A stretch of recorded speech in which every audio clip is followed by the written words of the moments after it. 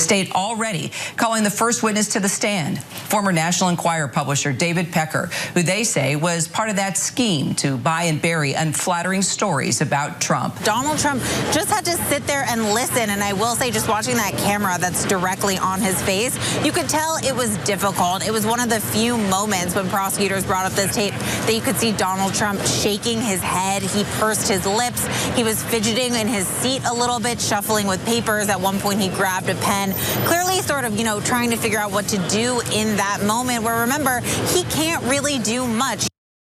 Breaking news, Donald Trump grabbed a pen in the courtroom. But seriously, there was actual important updates in the hush money payments case that's taking place in Manhattan.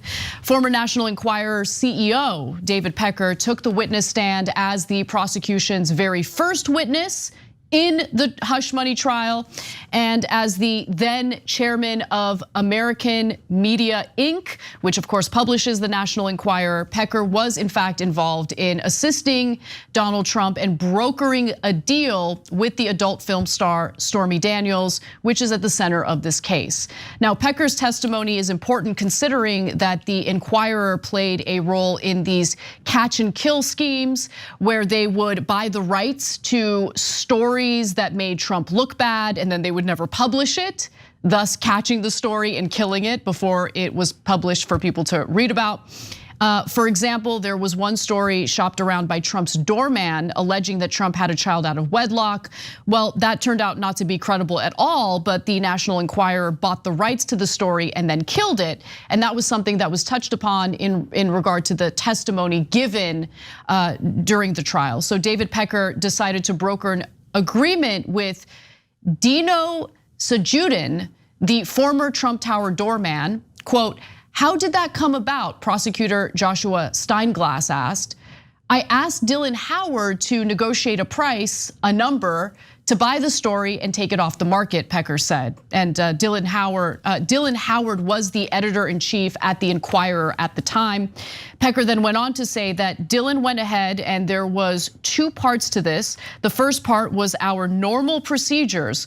We have a source, the tipster, take a polygraph test, which I didn't realize was a standard course of action over at the National Enquirer, which is basically a tabloid, but nonetheless. At that point, Steinglass weighs in, says, "Please don't tell us any polygraph results." And then Pecker responds with, "We pursued the story." And so they pursued the story and essentially killed the story so no one would be able to read about it, even though there was no credibility behind that story. It was unfounded, never proven. Pecker said that he and Howard are no longer in contact. He says that Howard is living in another country, Australia, and has a spinal condition that prohibits him from traveling, in case you're wondering what happened to Dylan Howard. Steinglass then asks, "Did you discuss the purchase of the story with Michael Cohen?" And Michael Cohen comes up, and I have to be honest, does not look good in this story at all. But before we get to the Michael Cohen component of his testimony, Cenk, weigh in. Pausing here to deliver some honest truth as we do in our news coverage as well. TYT is facing challenges, guys, as the entire industry is. You know who could make the difference? You. If you hit the join button below, it's gonna make all the difference and keep us in business. We appreciate you, thank you. So there's two parts of this that are really interesting. One is related to Donald Trump, and did he actually do this? The second is about how media works and how politics works and some of the dirty tricks. And so this is kind of a how-to guide on dirty tricks. Wait till you see what Donald Trump asked them to do to Ted Cruz and Marco Rubio. And I think that's enormously telling. But on whether Donald Trump is guilty or not, this is devastating, because he's saying, yeah, we would pay off his mistresses and then he would funnel the money back to us. Well, what's he charged with? Falsifying business records and paying Michael Cohen for what he claimed was legal services unrelated to this. But now Michael Cohen and David Pecker are confirming, no, it was for this. And he falsified his records to pretend that it was something else. So Pecker screwed him. So there's more. Let's get to the Michael Cohen component of this. Of course, Michael Cohen at the time was Donald Trump's fix-it attorney. And I should note, it is not standard practice at a journalistic organization to pay for stories. It's just not something that's done, okay? It's actually considered pretty unethical. So it kind of shows you the difference between a typical journalistic outlet that has actual ethics that they try to follow to the best of their ability versus a tabloid like the National Enquirer that's buying stories, and in this case, killing stories in order to help Trump win the 2016 election.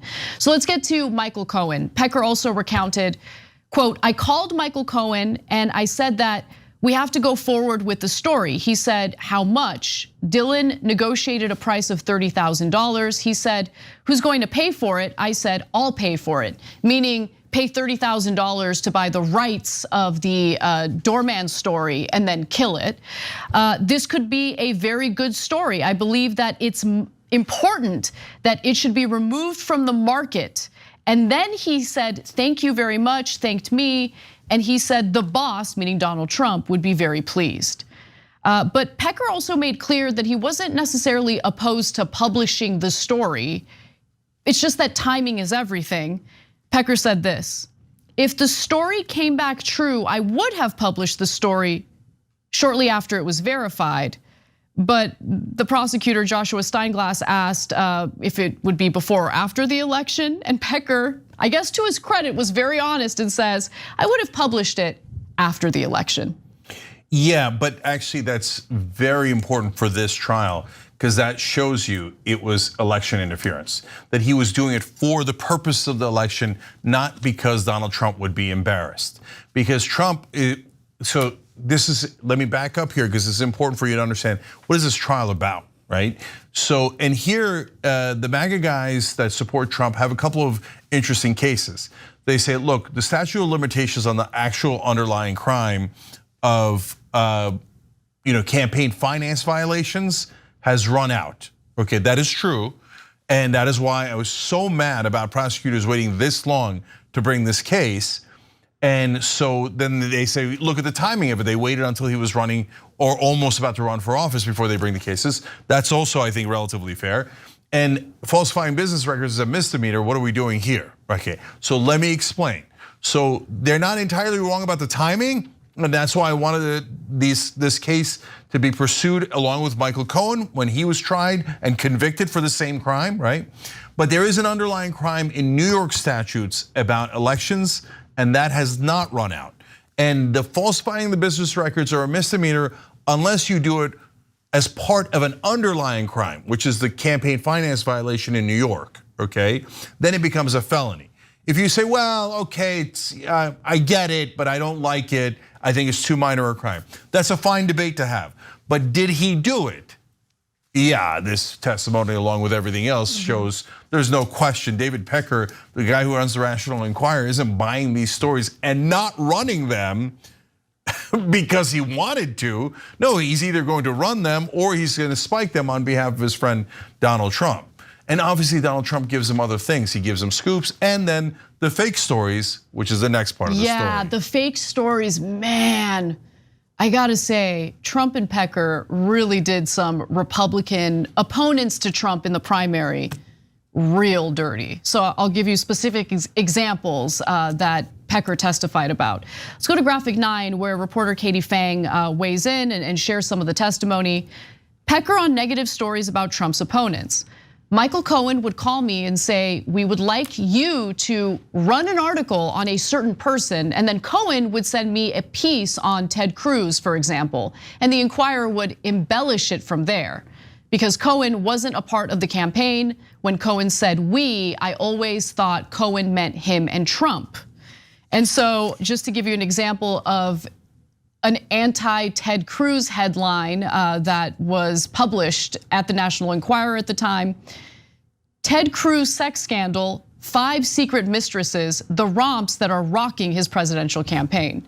Now, that didn't really go viral because no one can really believe that someone like Ted Cruz would have 1 mistress, much less 5 secret mistresses. But nonetheless, you guys get the point. They also went after Marco Rubio with a headline, Family Man, Marco Rubio's love child stunner. Yeah. They seem to have a very specific pattern here with the bad headlines. Yeah, so look, this has 2 components to it. One is Trump is so clearly coordinating with Pecker that after each debate, they're calling him and telling him, hey, Cruz did well, Rubio did well, Ben Carson did well, so go and run a fake story about them. Okay, that brings us to point number 2.